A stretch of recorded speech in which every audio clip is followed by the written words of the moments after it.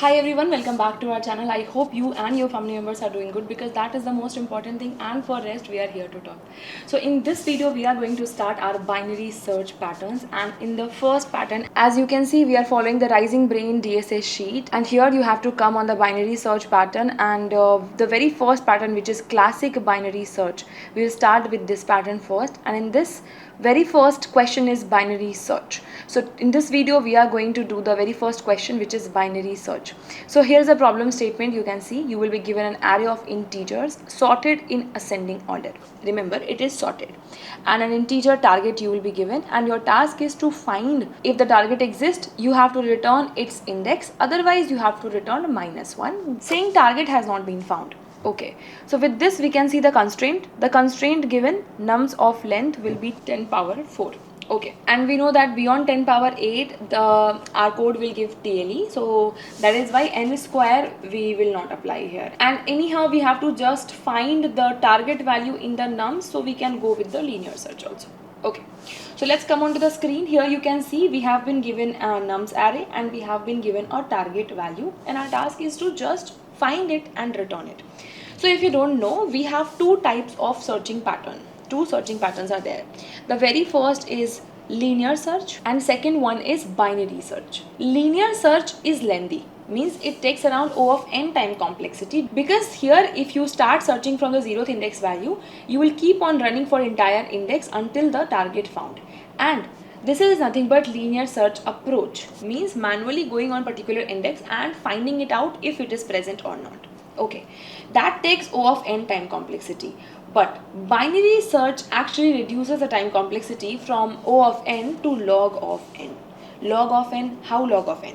Let's see. Whenever the number is given in a sorted order, in our daily life also we apply the same concept, but we are not aware of it. How? You remember in our school days, for the morning prayer, we all were supposed to stand height wise, correct? And whenever teacher used to find someone and they know they are smaller in height, so they always used to search in the starting of the line instead of ending of the line, correct? So basically, instead of linearly searching, we are actually implementing the binary search only, but we are not aware of it. So how we apply this binary search in our daily life also? Let's see. So when the array is sorted, correct? And suppose randomly you hit 3 value here, okay? So you found 3. So what would you do? Basically, when you are looking for target 9, so you will definitely compare with what you have found, and you will say no, 3 is lesser than what we are looking for.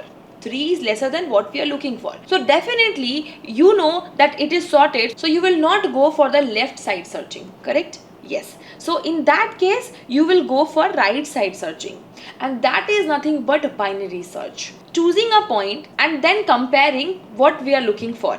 If it is lesser, then we neglect the left side and go for right side. If it is greater, then we neglect the right side and go for the left side. But the very first thing is like how we compared with 3. But how we can decide with what number we have to compare. And for that, we always find the middle index. How we find the middle index? So compare to 0 index and n-1 last index. So first we will decide in what range we are looking for. Okay, so we are looking for 0, 1, 2, 3, 4, 5. So we are looking for 6 length. And for 6 length, we first calculate the mid value. And that mid value we calculate like left plus right by 2. Correct?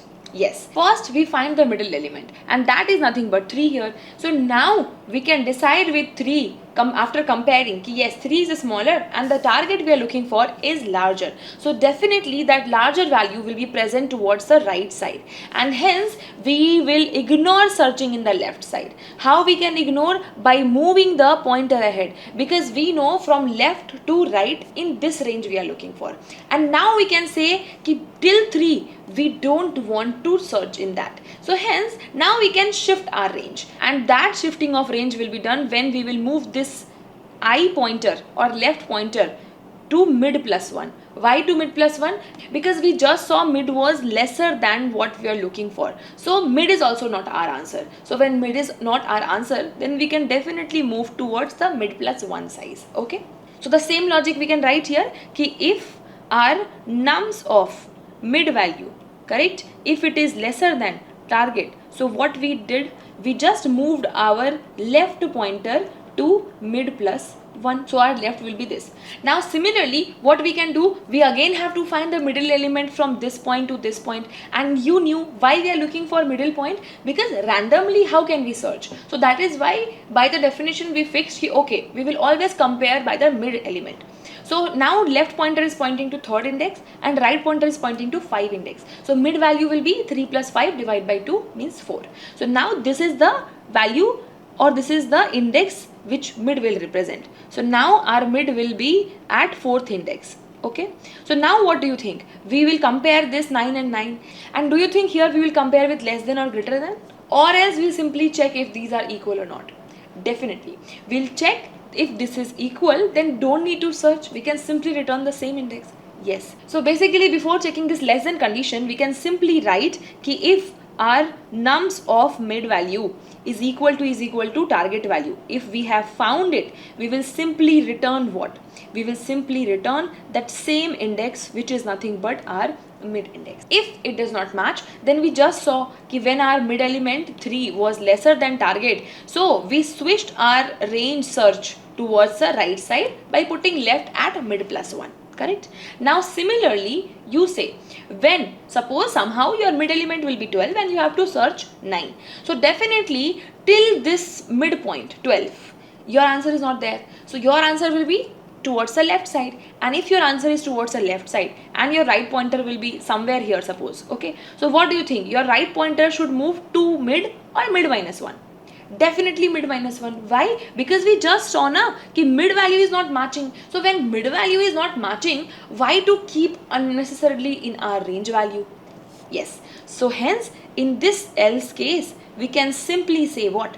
We can simply say ki right will point to nothing but mid minus 1, and we are done. And what do you think? This all these three conditions should be closed where?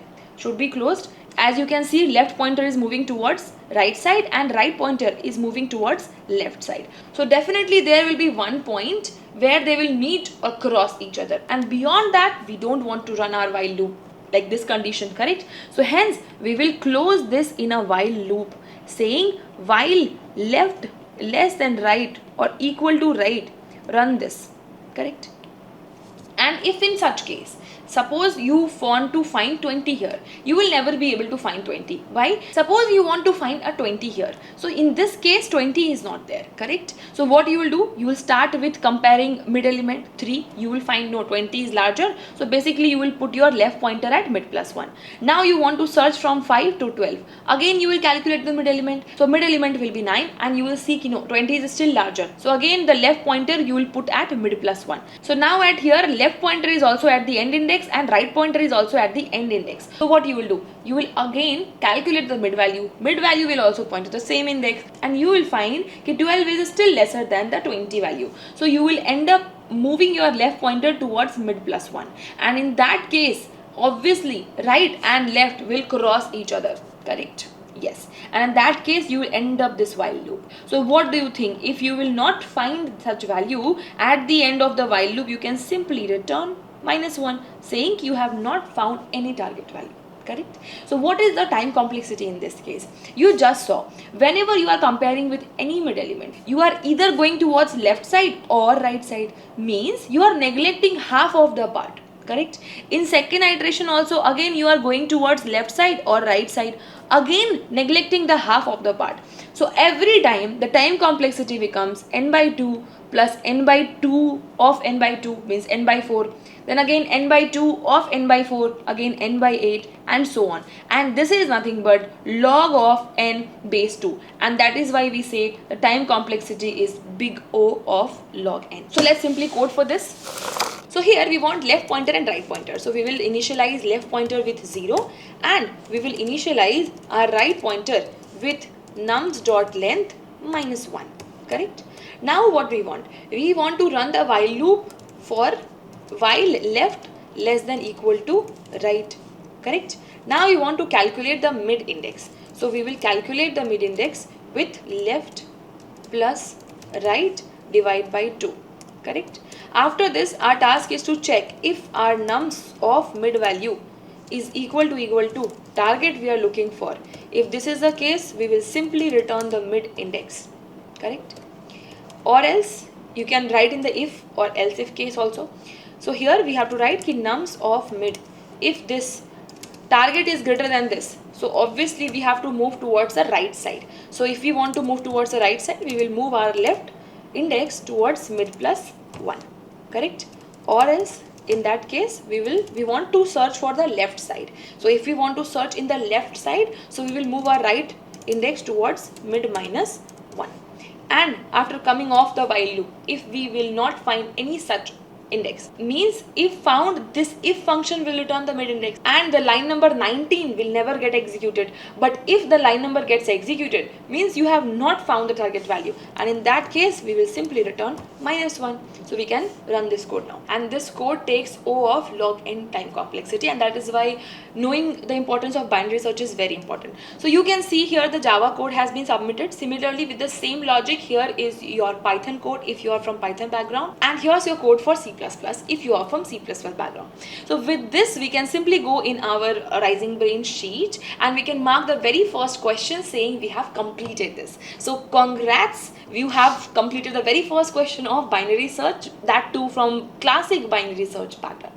There are a lot of patterns. Everyone assumes that binary search is all about searching a index or searching a target value in array or matrix. But trust me, it's not. Like, it's not only that. Binary search has multiple patterns, and we have just saw the very classic binary search. After this, we will see rotated, lower bound, binary search on answer, and binary search on 2D matrix also.